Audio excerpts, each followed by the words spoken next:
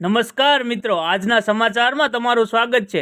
દેશ, દુનિયા અને ગુજરાતના તાજા, મોટા અને મહત્વના સમાચાર જાણીએ તે પહેલા ચેનલમાં નવા હોય તો ચેનલને સબસ્ક્રાઇબ અને લાઇક કરી દેજો।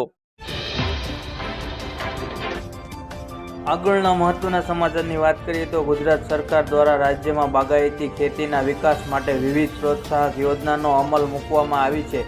કૃષિલક્ષી વિકાસ સાથે ચાલુ વર્ષમાં બાગાયતી ખાતાની વિવિધ સહાય યોજનાનો લાભ ખેડૂતો આઈ ખેડૂત પોર્ટલ પર ઓનલાઈન અરજી કરીને મેળવી શકશે। ખેડૂતો બાગાયત ખાતાની વિવિધ સહાય યોજનાનો લાભ સરળતાથી મેળવી શકે તે હેતુસર આઈ ખેડૂત પોર્ટલ 11મી મે 2024 સુધી ખુલ્લું મૂકવામાં આવ્યું છે।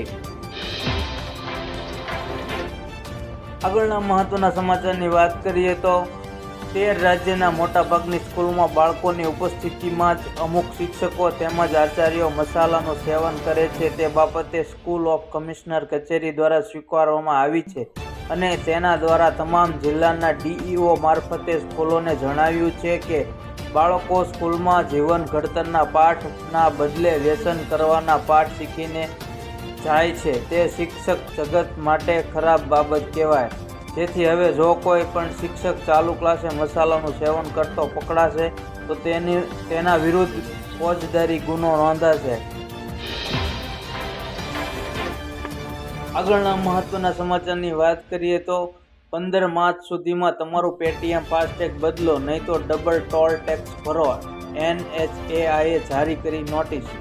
નેશનલ હાઈવે ઓથોરિટી ઓફ ઇન્ડિયાએ પેટીએમ ફાસ્ટેગ યુઝર્સને નવું ફાસ્ટેગ લેવાની સલાહ આપી છે અને તે કહે છે કે તમારી મુસાફરીમાં સુધારો કરવા અને ટોલ પ્લાઝા પર અસુવિધા ટાળવા માટે 15 માર્ચ પહેલાં અન્ય કોઈપણ બેંકમાં તમારો ફાસ્ટેગ ખરીદો।